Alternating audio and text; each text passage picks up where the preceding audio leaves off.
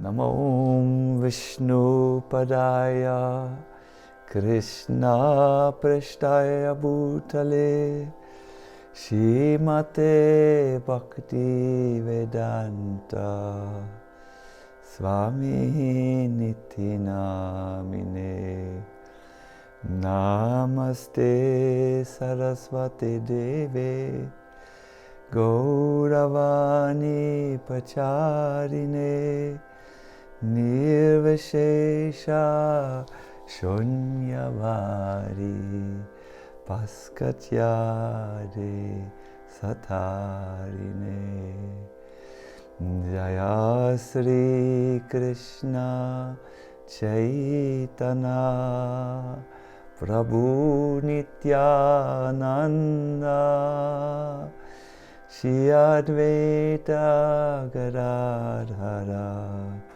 Shivasadi Gaur Bhaktavrinda Hare Krishna Krishna Krishna Hare Hare Hare Rama Rama Rama Hare Hare.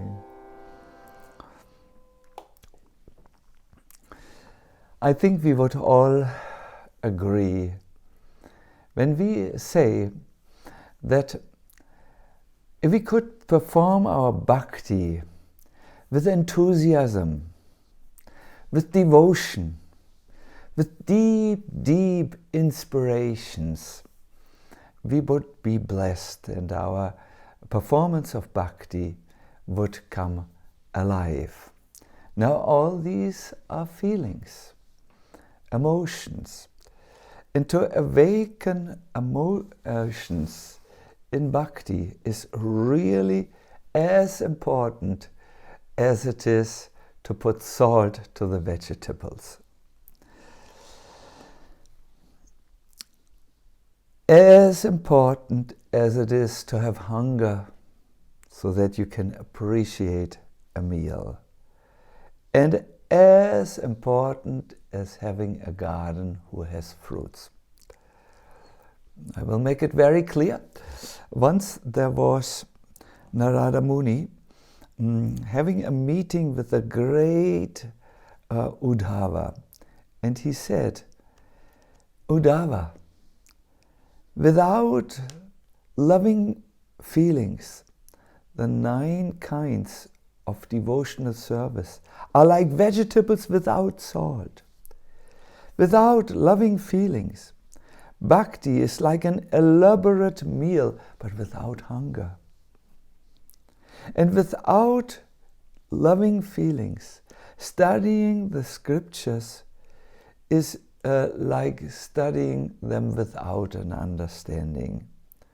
In fact, devotional feelings are as important in the life of a person as are fruits for the garden. Only when you have these devotional feelings is your bhakti relishable and pleasurable for Krishna and also for yourself. In the Chaitanya Charitamrita, we find a very nice description about this, and I'm going to tell a little bit about this point, and then give a few examples. Often a devotee wants blessings. Often a devotee wants that mercy comes into his life.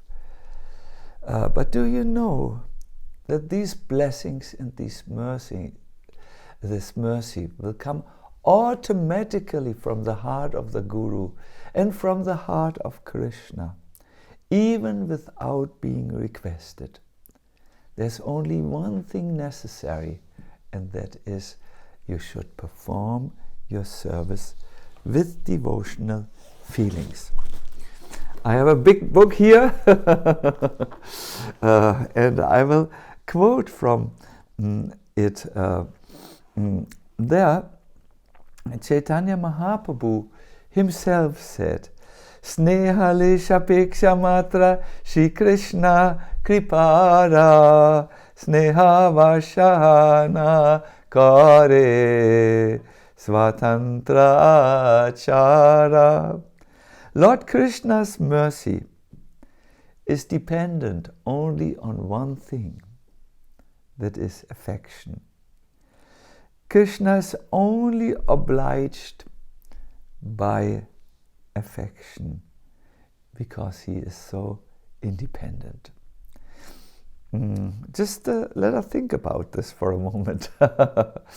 When you have affection in your heart for Krishna, when you have love, when you have awakened feelings of gratitude, Krishna's blessings, Krishna's mercy immediately come to you. But you may do many, many hundreds of years, all kinds of devotional activities. You may be on time with your offerings. You may rise before the sun and go to bed after the sun. You may perform so many activities, fast completely on Ekadasi and so on. But all these things do not guarantee you the love or the blessings of Krishna, the mercy of Krishna. It's only when there is affection in your heart. Now I think you will all agree that we have a lot of affection for several things in this world. We have affection for people who are close to us. I just saw on this call one friends who I know longer than 50 years, Maike von Appen and Wiebke, Tante Wiebke was there. And immediately I felt affection because I know these people. I know they are very good people, and my affection goes naturally in this direction. I also think as a human being we have affection for instance, literature or certain music. We have affection for even dogs. There's a dog next door to us, Lana, and she guards not only the house of our neighbors, she also guards our house. She is very kind to us, and obviously when we hear her, we say, Lana, good morning to you. And in this way we have affection for many, many things. Horses, we like maybe one shirt more than another t-shirt. Our affection is divided and distributed to the things of this world. And to awaken this affection for Krishna, to awaken spiritual affection, that is the most important project in this human form of life. When you have affection to the things of the world, you will stay in this world. And I just read how in the old times, when a husband likes his wife so much, and the wife likes the husband so much, they will meet each other in a next life and again be connected in some ways. I have seen in this life a few people, and I have said to them, I somehow have the feeling I know you. And the people looked at me, and all of a sudden a curtain opened, and they saw, yes, I also feel I know you. And as we began to talk, we could understand there was an old friendship. I have such a friend who is a professor of Indology, where I definitely feel I know him from before. Affection for things of this world are the guarantee that we are reborn in this world. An affection for Krishna is the guarantee that we will be waking up in the spiritual world. It's so important. The Bhagavatam describes a little bit about this affection which is between the devotees and Krishna.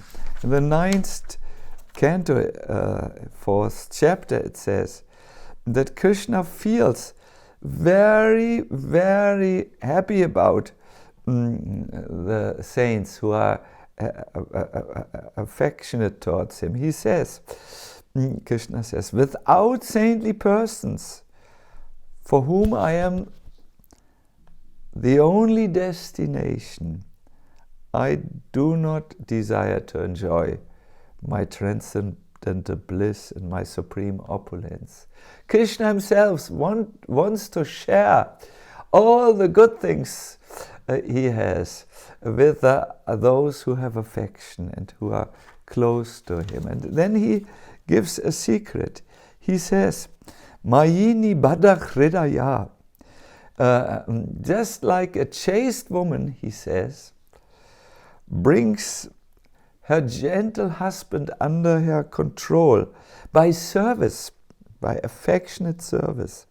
The devotees who are equal to everyone and completely attached to me bring me under their full control. Yeah. I think we can understand when someone likes us very much, then we feel in our heart, wow, I wish to do something for this person. I wish to be totally present in the life of this person. And I want to give and share whatever I have to this person. There's another example in the scriptures about one great yogi who decided to marry. His name is Kadama Muni. He had a wife who was really very affectionate to him. Her name was Devahuti. She was a princess, but she gave up all her comfort to serve him. She gave up her palaces, she gave up her servants, she gave up her beautiful dresses, she gave up everything to serve her exalted husband. And in the process, she became tired, and she had black rings under her eyes. She became very skinny also. And Kadama Muni could see that his wife had so much served him out of affection that he felt, now I'm ready to give her everything which I have. He addressed her. One day he sat her down, he requested her to sit down. It was a beautiful atmosphere. They were under a big banyan tree in the forest. And he said, my dear wife, Devahuti, you know, by my austerities, by my long years of meditation, I have achieved certain blessings. You, however, have only served me. You had no time for meditation, no time for service, for austerities you did, but you only served me. But now I will do something. I shall offer all these blessings which I have gotten to you. Now just look at them. I'm giving you the transcendental vision to see how nice they are. And there Devahuti could see before her eyes peace, an exalted state of consciousness, samadhi. She could see the treasures of spiritual life appearing one after another before her and going into her. It is, Prabhupada explains that the great spiritual masters and the great souls are also offering their unreserved blessings to anyone and everyone who serves them with affection, with devotional feelings. You might ask yourself, can you please tell us how we can awaken these devotional feelings for Krishna? Yes, we have feelings for our t-shirts. We have feelings for a dog, a neighbor dog. Yes, we have feelings for good food and for friends and people who we like. But how can I achieve a similar emotional investment in Krishna? I would like to tell you three things which are working always. The first thing is, be with exalted devotees who have these type of feelings. I never will forget how I once met a great devotee. He was sitting in his little kutir, little room. And the room was packed full of books, and there was an altar before him, and he received me, and he had tears in his eyes, and he asked, Maharaj, I feel I will never achieve the Lord. And then he cried such sweet tears of love and longing.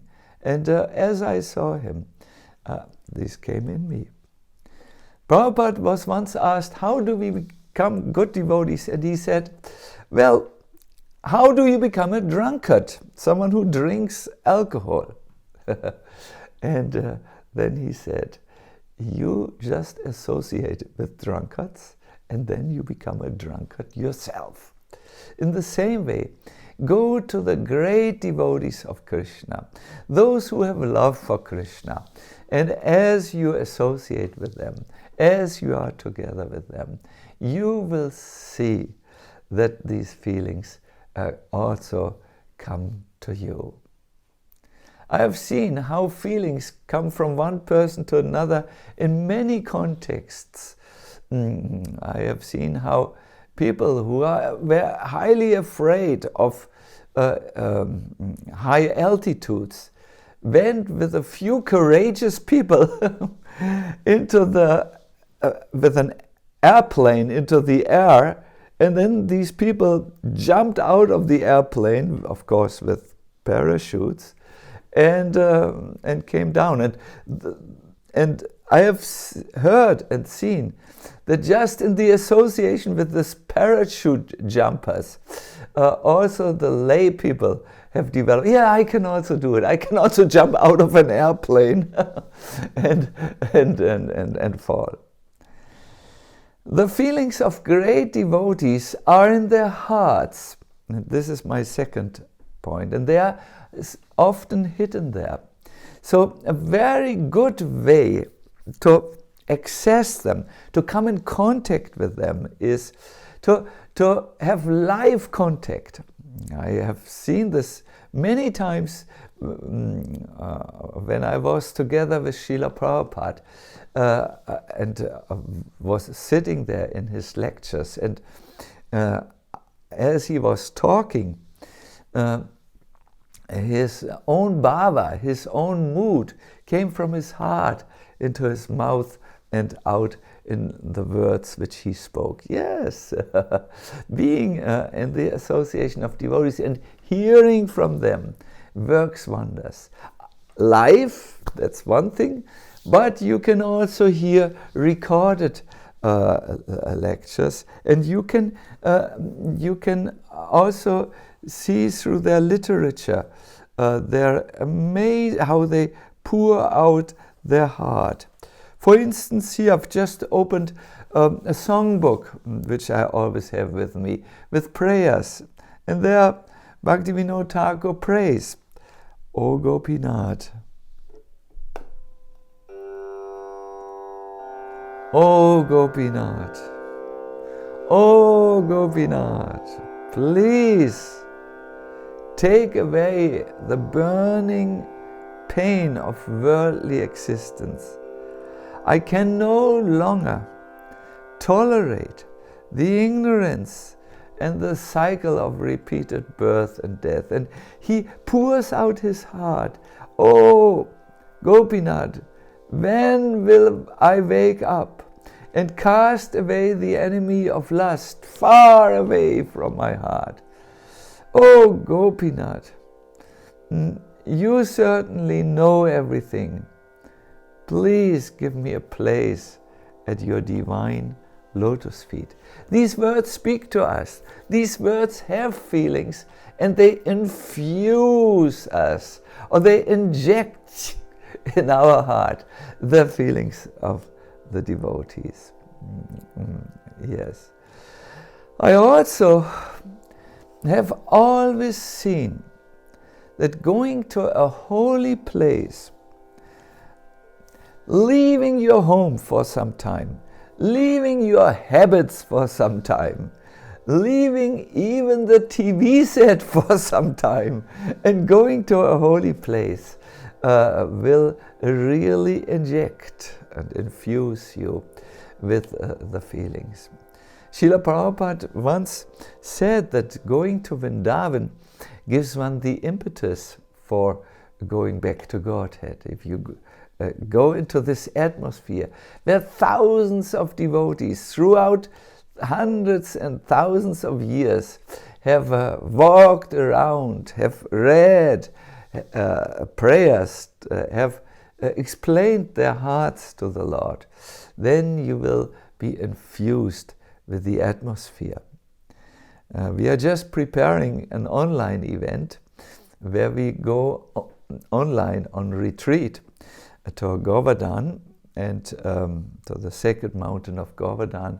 It starts on the 2nd of January, and I really can suggest to you, please go with us, even in the mind, even through the help of modern media, to Vrindavan, because there you will get deep feelings.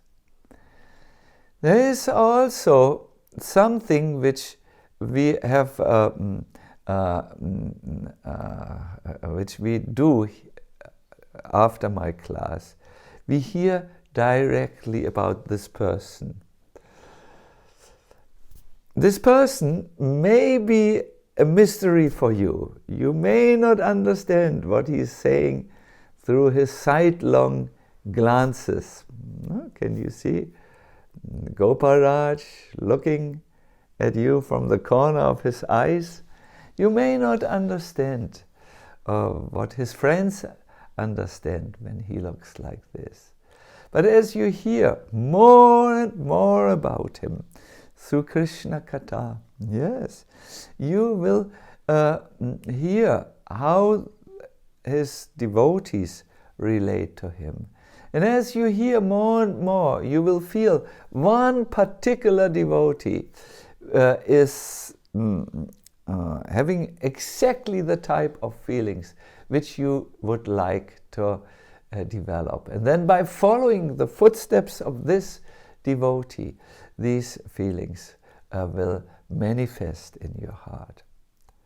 To manifest feelings or to develop feelings for anyone is only possible if you in some way associate with them.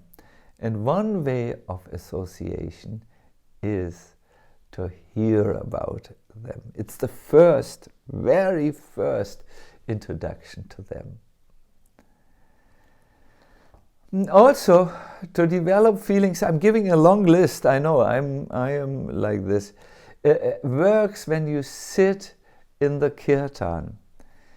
First you sit there, you hear and then you sing louder and louder, and as you abandon yourself, as you give up the self-made boundaries which you have put, then devotional feelings develop.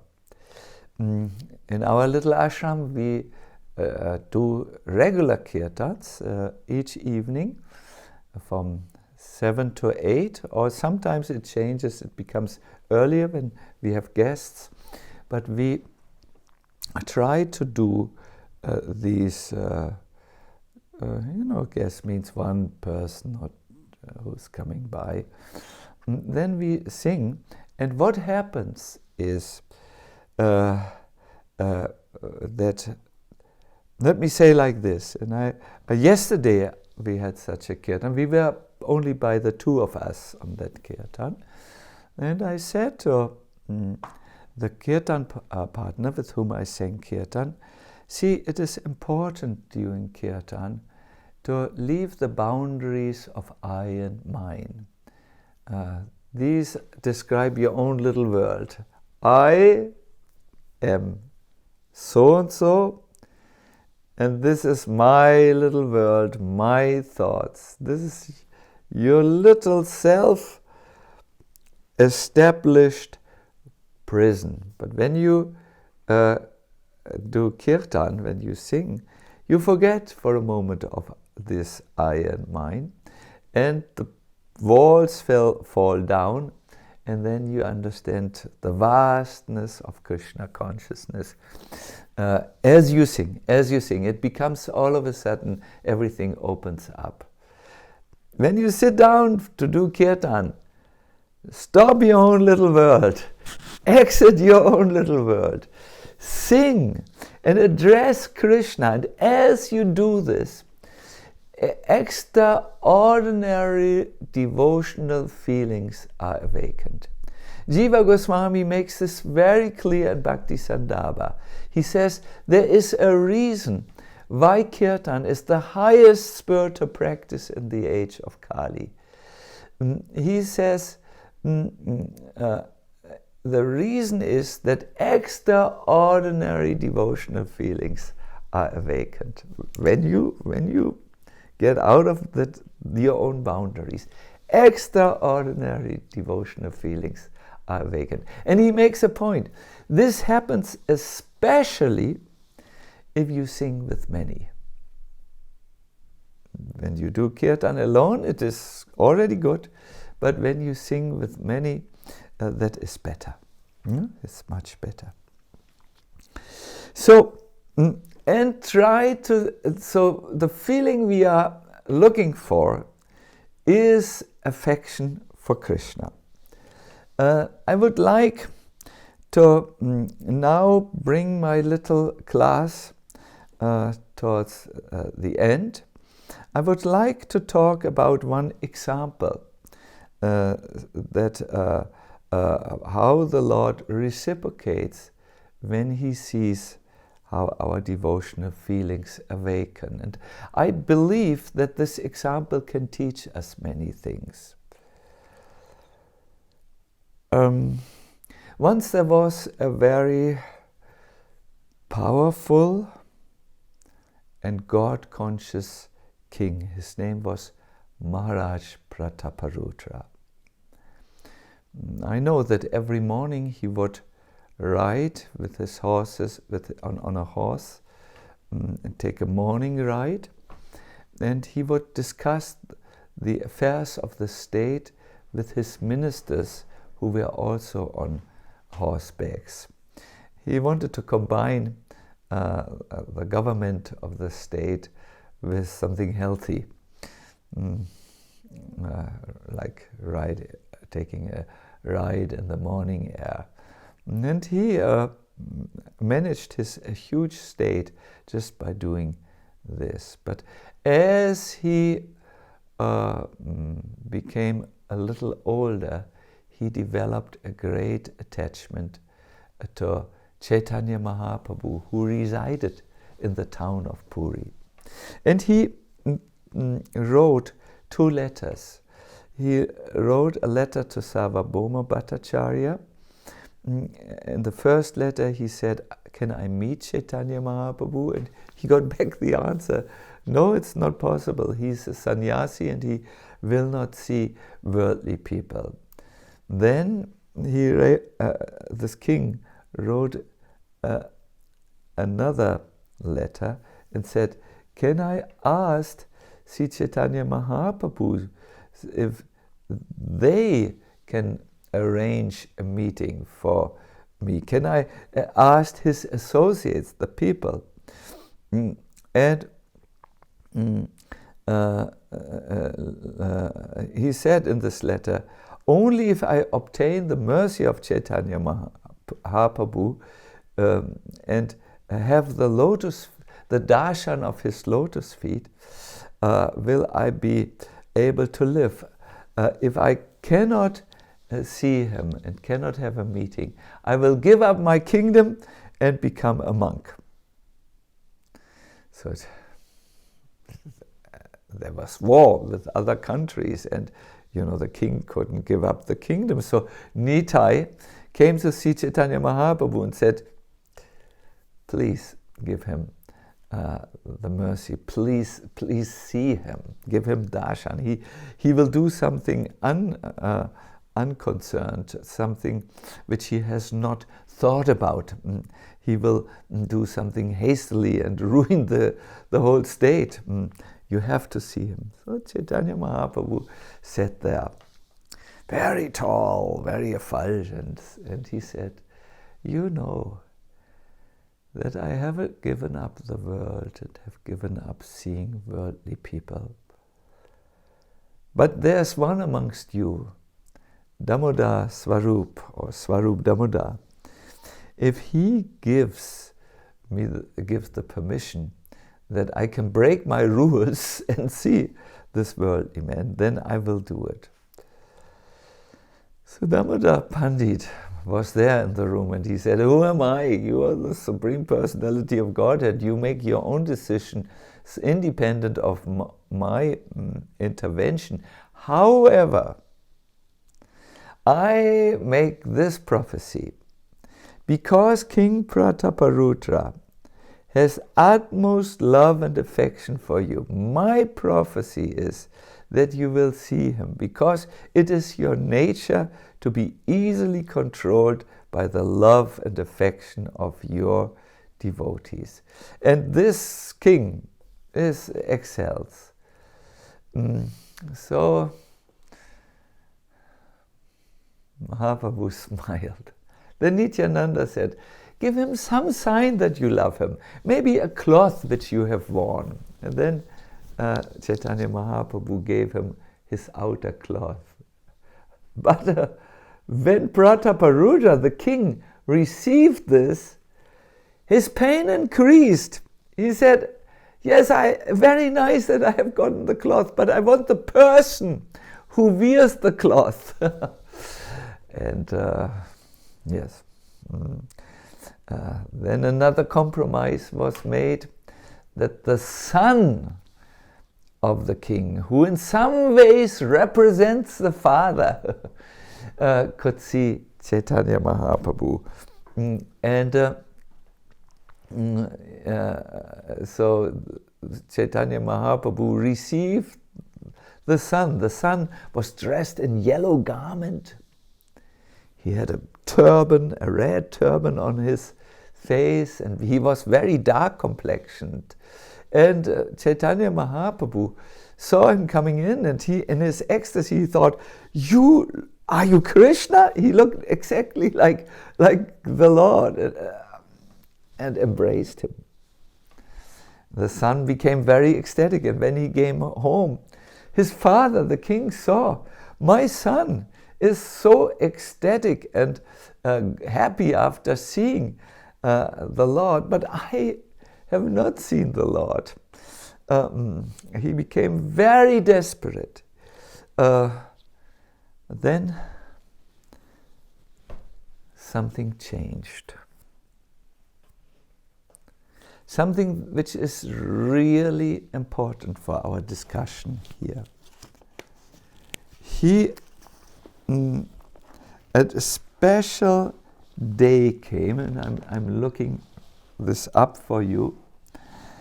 The Ratha Yatra day came, where a huge procession is arranged for Lord Jagannath on a cart. And Lord Chaitanya was seeing how the deity was carried on the cart.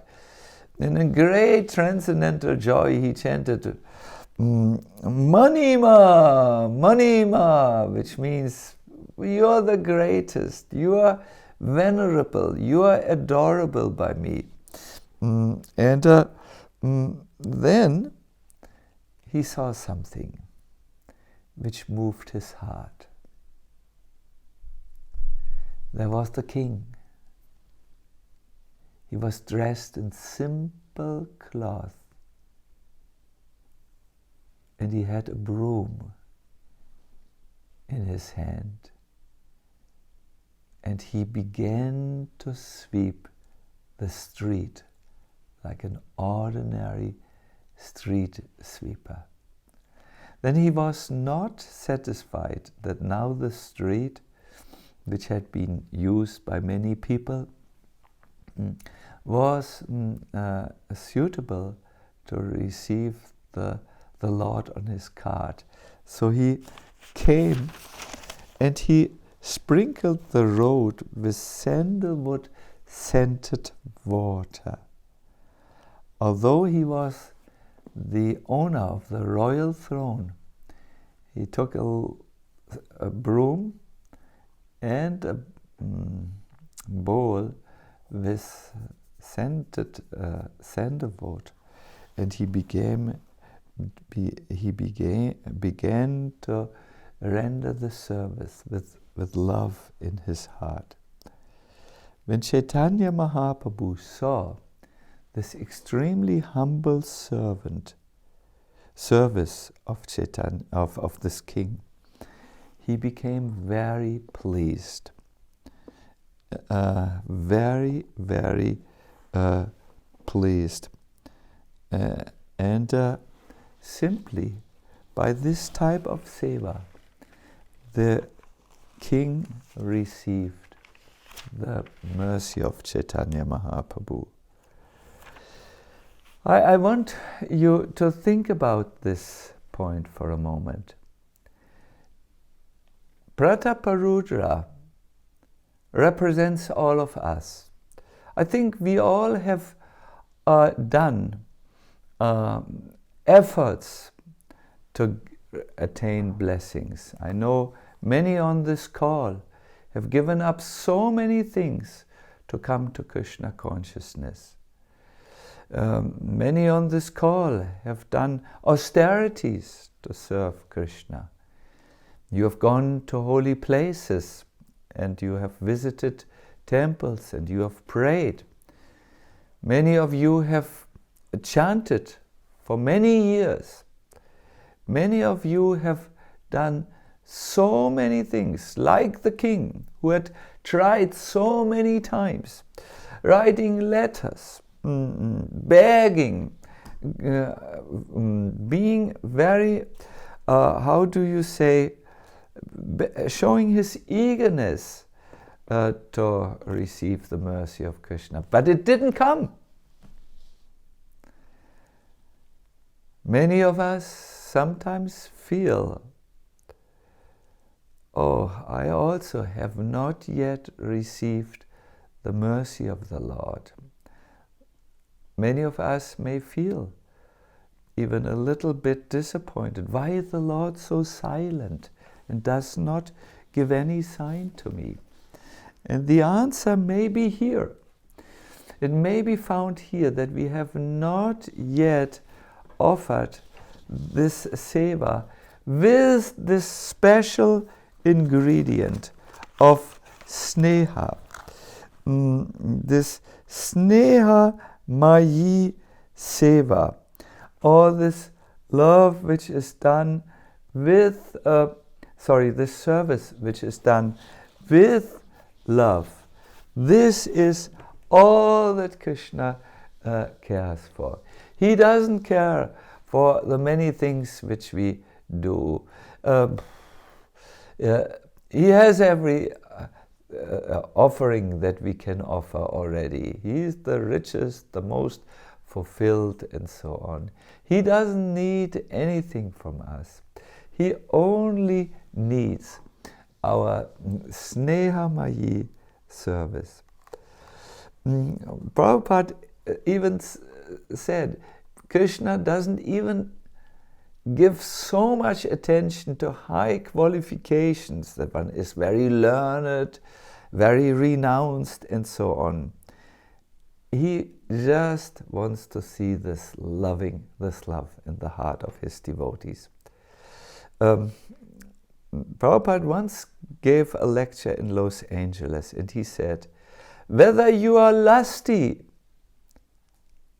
or a thief or a murderer or whatever it may be, somehow or other you must develop this eagerness, this desire.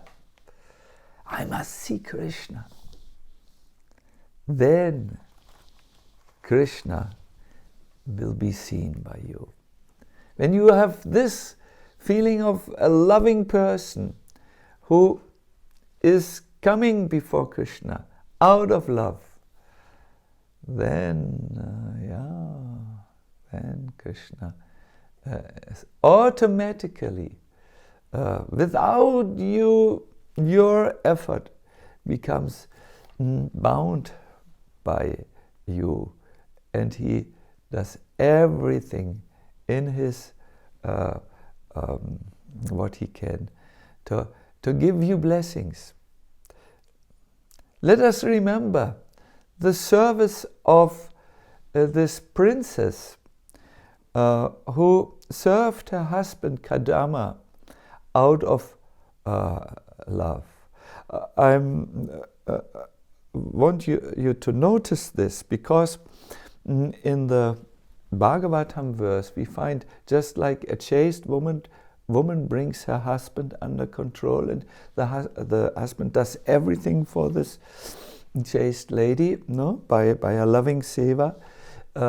Krishna also becomes moved by the loving Snehamayi seva, the service which is done out of love, and gives the devotee everything. Remember, the Kadama Muni gave everything, all the blessings which he himself had received, to his wife Devahuti.